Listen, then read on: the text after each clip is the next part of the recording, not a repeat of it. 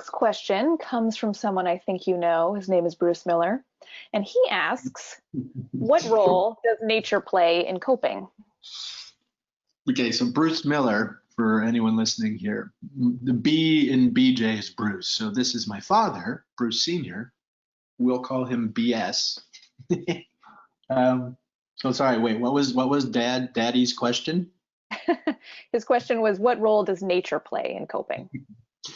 Oh, great. Thank you, Dad. That's a really good, I think a huge one. It's a great place to go feel things, to let your mind roam, to get creative, to see how nature does it.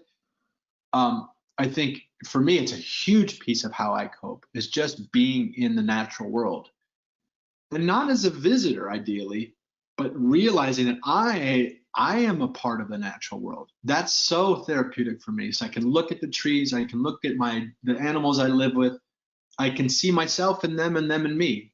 They have lifespans, they move, they affect things, they are affected by things, in this endlessly churning loop of life and death that's all around us all the time with nature. So nature is sort of a heroic force that is revealing this basic life and death cycle to us all the time, and is so gorgeous in the process.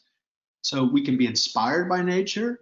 I very much am, and being in it, being in the elements, feeling it, all that's plenty. But the real power comes, I think, from when we turn that corner and see ourselves as part of that nature too. It's another odd Western thing that feels like it's kind of running its course, which was man versus nature, which implies that man is somehow different from nature. Now, human nature is a piece of nature too, and I think that's a really important piece to acknowledge.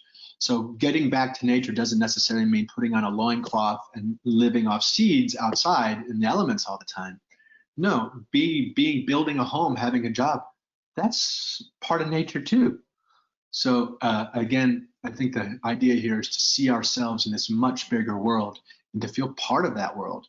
And that has a way of right-sizing ourselves, helping us come to terms with just the bare fact that we die, we live, and it all keeps on churning and keep on going. So anyway, I feel like I could talk to this woman for hours, but I'd probably repeat myself if I kept going. But thank you, Dad, for that question. I really appreciate that.